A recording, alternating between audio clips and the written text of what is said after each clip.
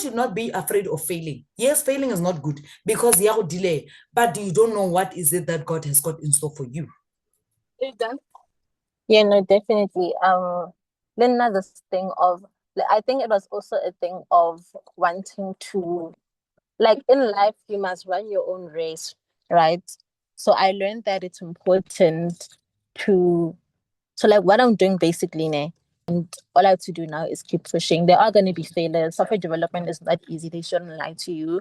You know, there's going to be ups and downs. It's not easy. But I think with God, prayer really does help.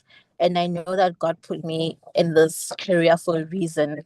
I'm not just here. Like I was, I was called for this. And I do believe that one day I'm going to be, where I need to be in life. So yeah, it doesn't come easy. It's not easy, a lot of sleepless nights. Sometimes you're gonna study and throughout the whole night, or for 2 hours and then still fail the test. But all you have to do is just keep going and keep writing. But yeah. So, what advice would you give to somebody that does not, that failed the first time, and then I fail at the second time, and the parents are like, you know what, we are not doing this now?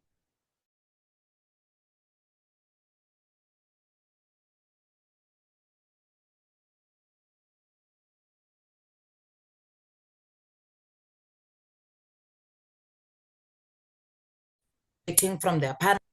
Yeah, that you need to network a lot. So I go to a lot of hackathons. A hackathon is a place where you go for a weekend and then let's say MTN says we need an app that does this and this and this and this. You guys go there for the whole weekend, you sleep there, and then you build that app without sleeping for 48 hours. And then the best app, they're gonna take, let's say, three best apps. The first app maybe might win 50,000 Rand, the second app might win, those kind of things. So hackathons. Hackathons. Yes. So also I've been um exposed to a lot of organizations that support women in tech.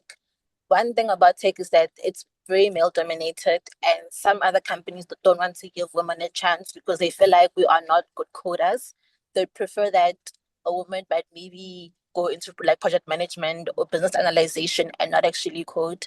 But there are a lot of like organizations, even though like you don't have money to go to university, there are learnerships that you can do from Girl Code, Gig Culture. A lot of organizations offer, free learning opportunities to people. And then you can, by going there for 1 year or 2 years, you can come out with like a NQF 5 level, specializing in maybe software development, Python or whatever, and then get a job in banks even. I know people who went to youth like We Think Code, which is an organization that helps people code for Mahana. So basically you go there, you write a test, and then they take you there.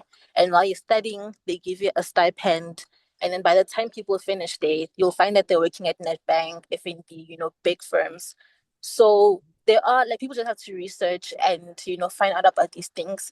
The problem is that most of them are in Johannesburg. So I don't know of any organizations that help people study IT for free in Pretoria.